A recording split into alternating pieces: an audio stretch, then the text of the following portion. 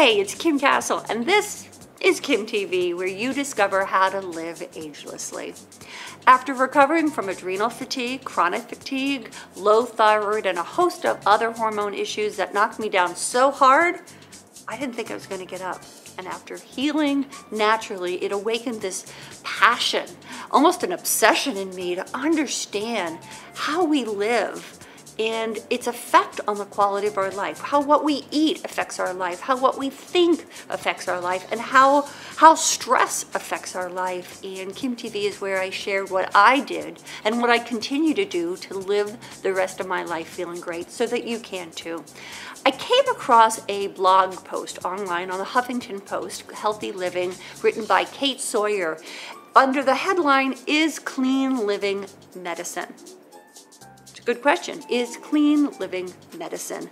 And she remarks in this blog post on a Mashables blog post all about Australian health guru Belle Gibson. Now, she was a young health guru who claimed that she cured 5 different types of cancer in her body, all with clean living, detoxing, and oxygen treatments and things like that. And she built this huge following, a huge Instagram following. Her app was the #1 selling app on the Apple Store in Australia. She sold books, huge following. She raised a ton of money for charity and then disappeared. Then just disappeared. And so Kate in this article is bringing her up as an example, is clean living medicine. Well, I think that was a completely crazy way to go. No, what she did is because the Belle Gibson didn't give the money. She just disappeared. She never gave the money to charity. And she was pulling on her vulnerability that she had cancer and was trying to raise all this money and then just disappeared. She was just a crook.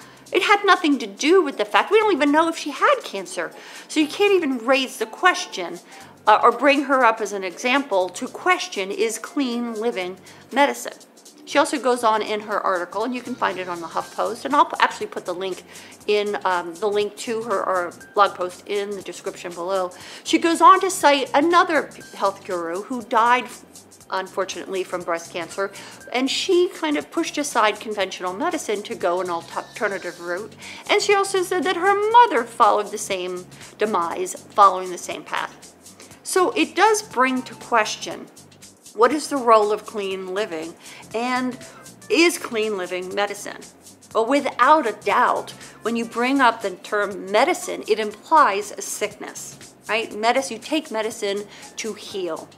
Well, when you think about it, our entire environment today of being alive, whether it's the food we eat, the air we breathe, the emotions, the stress, the constant go that we have in our lives, we are indeed living a sick life. There's nothing in our culture and in our world that actually is supporting us to be well. So it is a call for needing medicine. And clean living is, in fact, a medicine that it's not even just an extra, it is a need in terms of the way our lives are today. Whether it's the environment outside of us or the environment in our heads, we are go, go, go, go, go. And so clean living is really a basic, it's like air in terms of how we actually can survive. Another thing to think about is when we're younger, you know, our bodies are amazing human technology. And when we're younger, we can take a lot of stuff. And by the time we start to realize that we're not well or we're not feeling good, or in the case of me, my thyroid stopped working, I had a leaky gut, I had all of these issues. I had been sick for many years. It builds up in our bodies. So by the time we figure out that something's wrong, it's kind of been wrong for a long time. And so you have to think that clean living has to take its time. It's not like taking a pill that immediately it's going to change everything. It took time to get into that state of disrepair in our bodies. It will take time for clean living to affect. Now let's talk about what is clean living.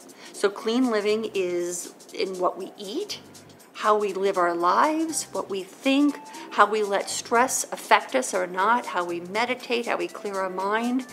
it is not just a sit down at the table in clean living. Clean living is in fact clean living. It's interesting how we used to take that for granted, and now we can't.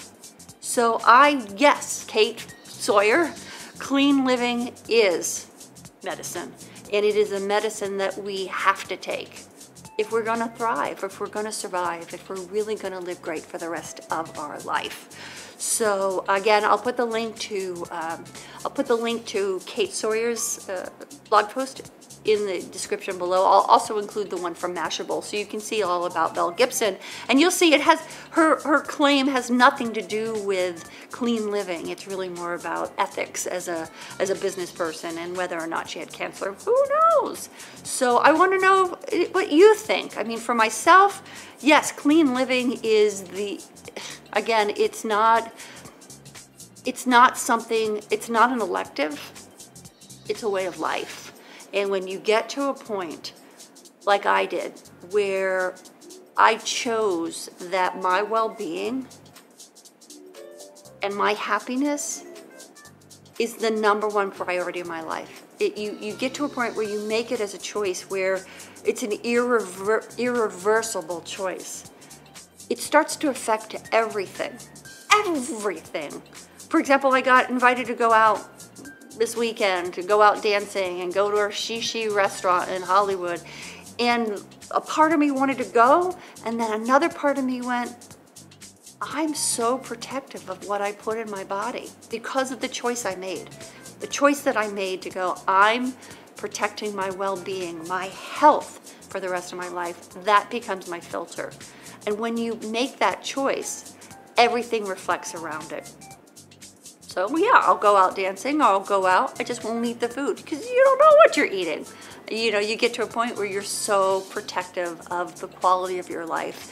And let's hope, I have hope that it won't always be that way, that we'll get to a point where restaurants are serving clean food and things change, in terms of what options we have for eating and eating out. But until such a time, I'm gonna be militant in that in terms of what I put in my mouth. Am I obsessive? Who knows? What do you think? Is clean living medicine? Do you think I'm going too far by saying, I'm very passionate about what I'm putting in my mouth and knowing and what I'm thinking? Do you think that's too much? Let me know in the comments below, and as usual, thank you so much for watching and tuning in today. It's not just for me, this is really for us, and it's a two-way conversation. I really want to hear from you, so let me know what your whole take on this in the comments below, and be sure to share kimTV with a woman that you love, because we're in this wellness game together. Until next time, remember to live life on full. Hi, I'm Kim Castle. I made a commitment to myself that I would never get old. I'm serious. You're gonna have to cut me open and count my rings. You're with me, right?